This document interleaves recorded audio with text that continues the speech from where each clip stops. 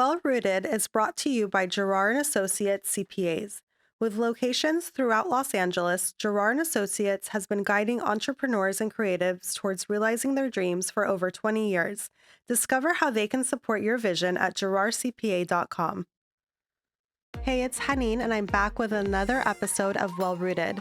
On today's episode, we sit down and speak with Lauren Harb. Lauren is the founder of Harem Modern, and we talk a lot about her Palestinian identity, her Arab-American upbringing, and how that all came into play into her entrepreneurial journey. This is a really fun episode. I'm really excited for you guys to hear it today. So please welcome Lauren onto Well Rooted. We are here today with Lauren Harb. She is the founder of Harem Modern. I'm so excited to have you here today. Thank you for coming. Thank you so much for having me. Thanks. And we had her drive on the 405 to come see us. That is not an easy feat, you guys. That's like real gets real. Commitment. That is real commitment. Okay, you need to tell us and tell the audience about Harem Modern. Okay, so I own a Moroccan rug company. I import rugs from Morocco. We ship them all over the world. Really kind of rare, unique, one-of-a-kind pieces. We have really high-quality pieces. We have vintage and antique pieces, and I just kind of try to source them based on what is interesting to my eye. Okay. Yeah. They're really gorgeous. I have you. window shopped on your website more times than I can count. And I might have to have you come to my house one day and just Honestly, I would love to do that. That would be amazing, honestly. This is one of my favorite things to do with customers. Okay. Actually, it's have them send me pictures and, measurements and just kind of use my eye and get feedback and talk about do you have kids? Do you have pets? What are your needs? And help them figure out exactly what they want. And if you're in the neighborhood, I'm happy to come to you. That would be amazing, actually, because you also have a huge warehouse here, right? No, actually, so all of our rugs ship from Straight Morocco. from Morocco. That's amazing. For a while, I was kind of storing some of them in the second bedroom in my home, but that just was taking up a lot of space and meant strangers were coming to my house. And so we're moving away from that model. Okay. Yeah. But I love that. So how are you able to source these rugs? So I built connections with several partners in Morocco, cooperatives, and also people collectors, essentially. And so I have, a few different partners, and basically I either go there and visit, or I tell them what I'm looking for, and they send me pictures, and I'm like, that one, we want that. Oh, perfect. So you're basically curating from the artisans themselves. Exactly. Okay. Yeah. That's awesome, because I think a lot of times, I think Moroccan style is really big here, especially in LA. And, you can go to a lot of different places to sort of find those types of items and those really interesting objects or rugs. But you don't really know where the actual source is, right, that you're getting them from. And there's something to be said about sourcing it straight from the artisans themselves. Yes. Is that something that's always been important to you? Super important to me. I think, first of all, there are also a lot of Moroccan style rugs that you'll see, some of the bigger brands, know how to imitate the sort of classic Moroccan look. And a lot of those are machine made. So I think it was really important to me to have handmade, really beautiful textiles, and also to be directly supporting the makers, the artisans, the ones with the vision. Yeah, I think that's so important, especially now more than ever. I think people are just a lot more conscious of where their money is going, and I think there's something to be said about authenticity as well. Yeah. Right? I feel like people in general just want that special item, and they want it to have meaning, especially when it's in their home. That's so true. The rugs are an investment. It's an investment piece. It's really like buying a piece of art that you're going to use, and hopefully it's going to last you a lifetime or as long as you want it to. And so I think when there's a story behind it, it makes it so much more special. And when you know that there's no other piece like this, there's just one like this because it was made by hand.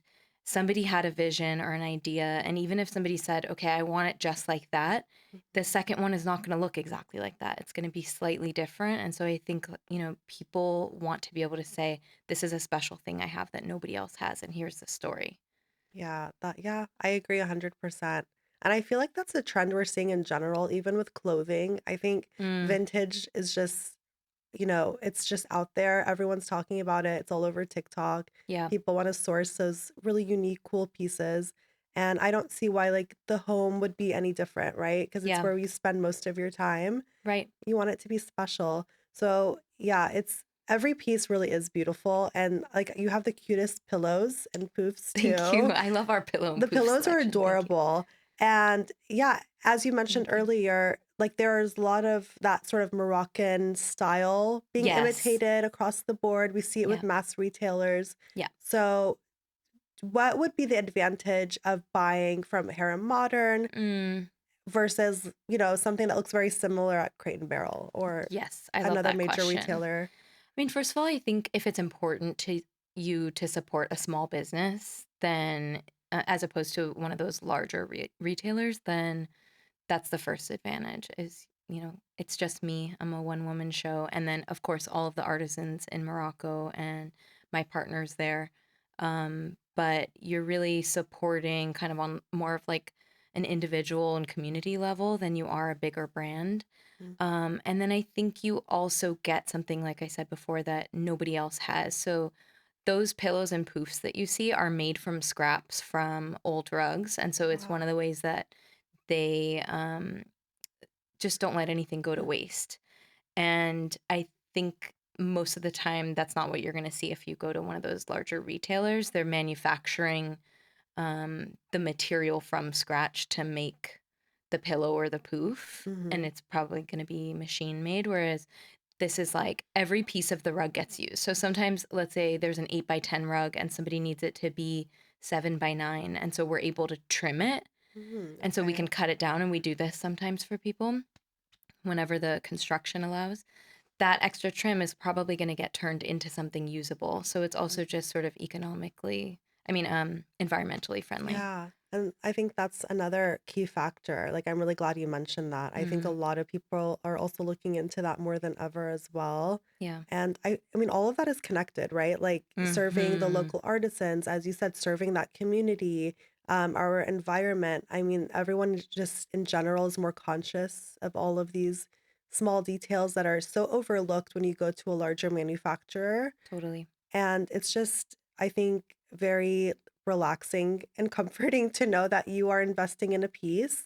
They Yeah. are investment worthy pieces. And it's nice to invest Yeah. in a piece that you can sort of know, is coming from a good place. Yes. Yeah. That's so important these days. I mean, we're constantly like checking everything, right? We need Yeah. to see where our money is going. And just to know Yeah. that it's serving that community is really ideal for the consumer. Yes. Where did this idea come from to start Harem Modern?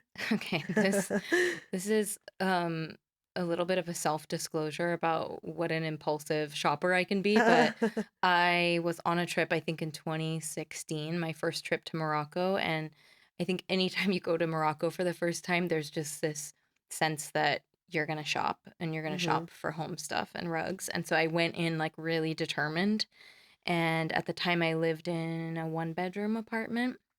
I had a living room and a bedroom in terms of spaces for rugs. I came home with 7 rugs because I just sort of got too excited, haggled a little too hard. Yeah. And I was holding on to them like one day I'll move to a bigger space. And after a couple years, that dream hadn't come to fruition yet. And I was like, okay, I think I need to sell some of these. I was already kind of selling some small home goods and like lifestyle stuff. And Hmm. so I just naturally transitioned. I asked a couple people if they knew anyone that wanted a rug. Next thing you know, I'm like, got rugs in the trunk of my car in a parking lot and literally, and I'm selling them to a Like, couple, I think, that said they did real estate staging. And they're like, can you get mm, more? And I just didn't even think about it. I was like, yeah, and then, I got in my car. I'm like, okay, how do I get more? And I immediately just kind of reached out to the people I'd gotten the rugs from and just like connected with them and started kind of following the trail back to the artisans. And that's incredible. Like, so the yeah, business kind of fell into your lap in that way. yeah, That's awesome. And then, so then you just started going back to those artisans, back to those yes, people, yep, sourcing more rugs from them. yeah, yeah. And I wasn't bringing them here because I had no plan for this business. This was a surprise. I already had another full time job.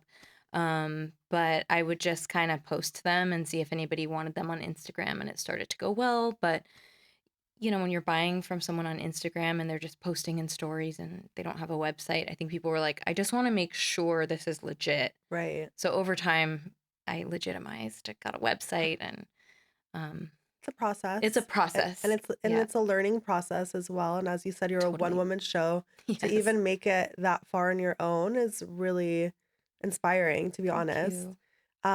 What are some lessons you had to sort of learn, Mm, especially in those early stages when it kind of, as you said, it wasn't part of your plan, it kind of fell into your lap? yeah. Where were the learning curves in that process? Well, I think the biggest learning curve and the biggest lesson for me was around flexibility. Hmm. So I had to really pay attention to like who is the customer that's gravitating to me? What are they looking for? And also how is that changing in different sort of times? Like my COVID customer was a really different customer than before and after. And so I think just adapting very much to what my customer's looking for and what they want, and being willing to kind of like let my business shift to meet the needs of whoever my customer is instead of being really rigid about like, this is my vision, because I think that makes sense for some people, but I didn't go into this with this is my vision Hmm. for the business. It was more like people focused, like this makes people really happy, and so I Hmm. wanted to see what they liked. And so that's kind of been my big lesson is like if something's working, I'm going to lean into it. And Yeah. if it's not working, it's okay to shift. That's a really healthy mindset to have. I think a lot of business owners and entrepreneurs, as you said, remain very rigid for as Mm, long as they can because they have a specific vision in mind and they feel like it has to be this way or another. But pivoting is such an important quality to have mm. or to be able to execute as a business owner. Yeah, And so you feel like that's what served you the most so far in your I think journey. so. Yeah. And I expect that that will keep happening because it's like the market changes, what Hmm. I source changes. Sometimes I get new partners. I've had partners that just sort of like moved in a different direction and don't really make rugs anymore. So Hmm. I just kind of have to be liquid and go with, whatever is working at the time. I mean, that's such a healthy mindset. I I wish try. more people would adopt that mindset in general, just to be able to pivot. Um, so another question I had for you Mm, that I thought would was really cool because you mentioned earlier, you're like, I love the idea of like getting to help people furnish the home or to style like or choose the right rug, I would say, for their yeah. space. If I, for example, wanted to work with you Yes. and I just didn't know where to start, I kind of fall in love with everything I see. Yeah. How would we begin that process? So, you could, you know, DM me, you could email me, you could reach out, however, Mhm, works for you. And it's always going to be me responding. If you're like writing to customer service, it's me. If you're DMing, it's me. mhm, And just, you would introduce, yourself and tell me what you're looking for. And even if you don't know, if you're like, hey, I have this space, I don't know what I need, I like everything, where do I start? Then, okay, I want to know what room you need a rug for. What are the measurements of that room? Do you have any pictures of that room? mhm, Do you have any pictures of inspiration you like? Are there rugs you've seen on the Harem Modern website that you're drawn to? So I can start to get a sense of your style. mhm, um, and then kind of lifestyle things. Like I said, like, do you have pets? Do you have kids? Like when someone has a really kind of active household, I tend to recommend patterned rugs or, mm. rugs that are going to hide discoloration, from inevitable Yeah, it is stains or, inevitable. Yeah. so just kind of like addressing all of your needs. And this part is so fun for me. It's like a service that I like to provide as part of the purchase. I almost find that doing that is more exciting than just waking up and seeing there's a sale Mhm. because I got to be a part of it. And honestly, if we go through all of that and you're like, I just didn't find, I think, anything that feels quite right, that's okay. I can either try to source something. That's something people don't always know. If you don't see it on the website, I can usually source it. Mhm. Um, I can custom make it for you, or we can just kind of wait and see, like, does something else start to become clear for you over time? There's no Right. pressure. Okay. Yeah. I might have to take you up on that. Yeah, please The do. more I'm I'm happy hearing to about this, help. I'm like, I need your services, girl. It's so fun. And also, what people don't realize is that often my mom is secretly involved in this because Oh, my no mom's an way. interior designer. Nice. So I will sometimes ask her for advice, and she's like, okay, the rug needs to be at least a foot. Like the edge of the rug should be at least a foot from the walls. Oh, I didn't know this. I did not know I that. learn all of these things from my mom. So she's often involved in, That's designing your amazing. homes. Is that kind of where this came from in some ways? I think that I've always had a creative eye and an interest in interiors because of her. Mm-hmm. But also after I started the business, I can't remember if I learned or remembered this, but I learned that my grandfather was in the textile business and my great grandfather was like really deeply entrenched in the textile business in Palestine. So I feel like it was in my Mm. blood, Yeah. Going back to your roots. going back to my roots. Yeah. So you mentioned your grandparents are from Palestine. Yeah. Do you want to tell us a little bit about your family roots and share Yeah. share about that? I would love to. So my dad was born in Ramallah in 1940. Mm-hmm. Um, his family is from there originally. He came to the States in 1956 during the Oh, Suez wow. War, and he was 16 at the time. He was in boarding school, a school called Friends Boys School. It was a Quaker school across from his home. And his dad came and sort of like yanked him out and said, "Get ready, you're moving to America."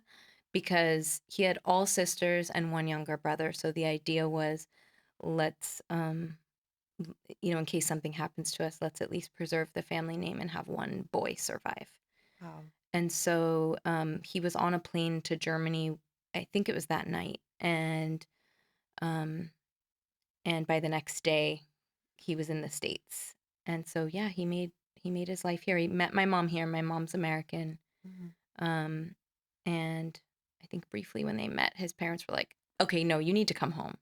Oh, And he went home to no. Palestine with a one-way ticket, but they were writing love letters the whole time, and he was like, "I can't." That is so romantic. Yeah, he came back and they eloped in Vegas. Even more romantic. I know. That is such a sweet story. And Mm, I feel like it echoes a lot of, the it echoes a lot of what makes a Palestinian a Palestinian. yeah, We don't have the luxury. A lot of our parents and grandparents didn't have the luxury of just growing up and, you know, working and just remaining on their homeland, unfortunately. yeah, And to have to make that sacrifice, leave everything he knows at such a young age yeah, and come here. I mean, it's amazing he met your mom and, yeah, obviously started a family, but mm, there's like a certain amount of heartbreak that all Palestinians have yeah, to accept. yeah, And, it's just inevitable in some yes. ways. Loss is just a part of our story. Mm. Yeah. I had a comedian here the other day. She's a Palestinian-American comedian. Mm, And one thing we were talking about is the sort of like dark humor that a lot of yes. us, it's just so ever present in our society and in our culture, Mm, that we're able to sort of find maybe the silver lining, but find like the laugh in any yeah, situation because we're just so accustomed to it, yeah, right? In some ways. And I mean, unfortunately. yeah. It's like this, like, depressive, like, resilience. Yeah, it is. I think it is a Yeah, sign of resilience. Like yeah. we are able to laugh at ourselves even though it's not funny. No. It's not funny at No, it's all. not funny. Yeah. And I know you have, like, an actual career Yeah. aside aside from Harem Modern. Yeah. You do have a traditional career. You Yes. you're a Yeah. psychologist, so you work with all types of patients, I'm sure, and I know I'm Mhm. not asking for any specifics here, but as someone who really has to listen to the mindset of so many people or what's going on inside of people that isn't Mm, necessarily shared with the world, yeah. what have you noticed as far as like the past year? Like how has, what's going on in Palestine and Mm. all over the world, and I think the reaction of the world to what's going on in Palestine, how is that affecting your patients and people that you've spoken to, just generally Yeah. speaking? And is there like an effect that maybe a lot of us are not realizing that's taking way here? It's so interesting because um there's such a distinction between how it seems to be affecting my community, the people that I surround myself with, and a lot of my patients. And I think it's really reflective of kind of maybe a larger divide in the country because obviously I'm surrounded by people with similar values that have been kind of steeped in hopelessness um, and fear over the past year, among Mm-hmm. other dark and uncomfortable feelings. Oh. I would say that a lot of my patients don't even talk about it. It doesn't seem to be a part of their kind of like conscious thinking most of the time. I have a few that are deeply affected, and either they identify as Palestinian or Arab American, or they um, are just attuned. They're just attuned to what's happening, Mm. and they're sort of like deeply caring and empathetic people. But I have plenty of people that just have never brought it up or just think about it in terms of like, yeah, the world is crazy. Mm. Um, and so I think for me, that's a hard thing to see that it could not be on someone's mind. Like I know it personally affects me and I can't expect things that personally affect me to personally affect everyone, but it just seems so much bigger than me. And so, um, I would say that there are a lot of people that are able to just sort of like not think about this. Mm-hmm. It doesn't feel like it's affecting them yet, and I don't think they Yeah. understand how it could or will. Do you have any, like, are there any mindset shifts that you Mm, apply for yourself to sort of get you through the day, to sort of get mm, that maybe other people could apply? Or like how do you get through that? How do you cope? how am I How coping? do you cope? Yeah. Yeah, I mean, this is such a hard question because sometimes I'm like, am I coping? Mm-hmm. And like I have all of these tools, but I'm not really okay. I think part of how I try to cope is just like by continuing to move through my life, but giving myself permission when it feels like too much.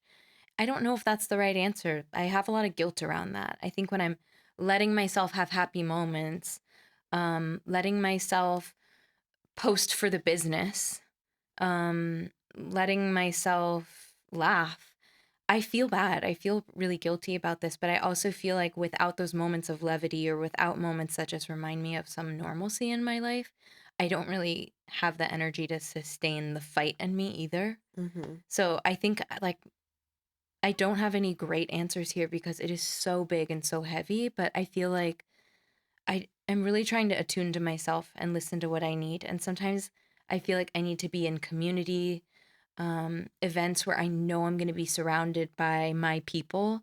Sometimes I'm like, I just need to go out. I need to get dressed up, go out and have fun, and that's okay. Mm-hmm. And sometimes I'm like, I need to feel terrible and I need to be like really in that feeling.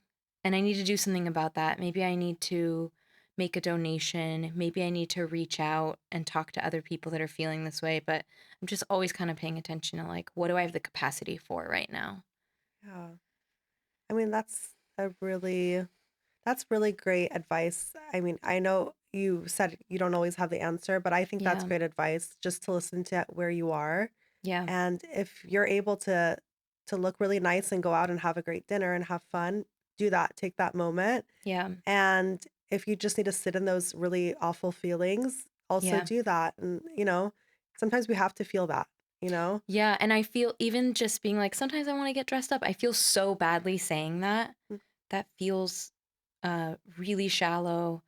Um, and yet at the same time, I'm like, yeah, I know there are a lot of people that miss those moments and they can't have those moments. Mhm. Um, but I don't know how to just like keep being a person and move through. I'm trying. I think we can all be guilty of shaming people on social media. If you're doing this, it means that. If you're Yeah. not posting this, it means that. And I think like it's clear where I stand. It's clear where my heart is, but I'm also trying to find a way to, I guess, take care of myself so that I can continue to show up. Of course, of course. And that's a lot of it too. It's you can't that expression where it's like, "Oh, you can't pour from an empty cup." And it's Right. true because you are pouring so much into your community. Yeah. I mean, I met you at a community event, Yeah. right? And I know you had attended previous events, and I feel Yeah. like you're someone who's very active in that world. Yeah. And that's kind of what I know you as, like, even though we've just met recently, but that's kind of what I Mm, associate with you because I could just tell right away that's something that was important to you. And thank you. that's something that I really respect, and that's part of the reason why I wanted to start this podcast, honestly, is because I think I always felt like maybe I wasn't doing enough. And, Mm-hmm. and we donate and we post and we share, Yeah. and then it sort of feels like, well, what else can I What do? else? What Yeah. else can I do?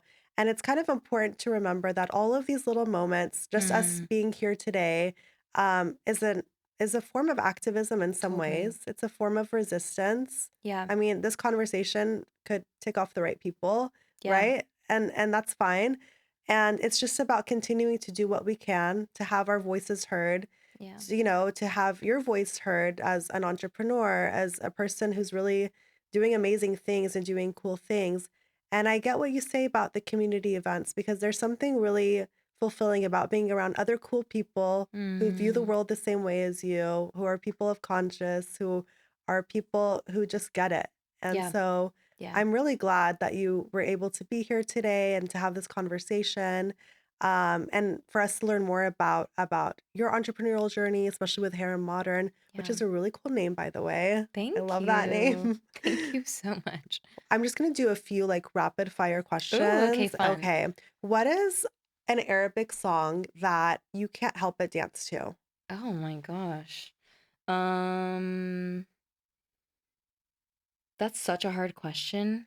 I'm always like leaning towards Amr Diab, but I know I there love that. It's like a good a throwback. good throwback, I right? feel like this is so wrong because this is not a dance song, but it's like I think one of my favorite songs that I am totally dancing in my car to it, but like in a sad way, Oh. is Nancy Ashram, Inta Eh. Oh, yes. I love that song. It's not a dance. It's not a dance It's not song, a dance song. I'm sorry. I'm but whenever I playing hear it, I wrong. do wanna be, like, over I dramatic. want to be over dramatic. I Like wanna go I'm sit in in the my music bathroom. video. I'm in the Yeah. bathroom, the Yeah, shower. Like I yeah. am hurt. Like, I think we grew up with, like, that image burned in our brains. Okay, what is your favorite Palestinian dish? um, I would say it's so interesting because I was thinking about what my last meal would be if I had to choose, which is a terrible That's a terrible thought. thing to think about. I know.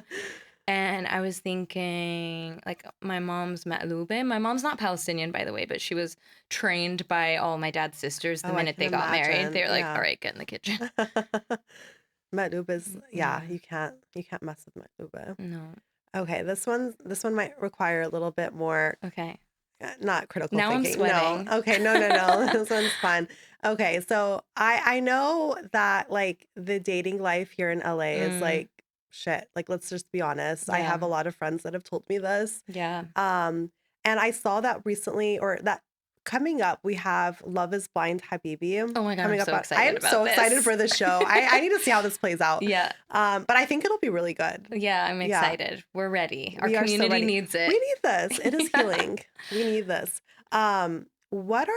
What is an aspect or maybe a couple aspects of like dating or relationships in Mm. our culture that you think dating life here in LA would benefit from adapting? Oh, okay. Um, I think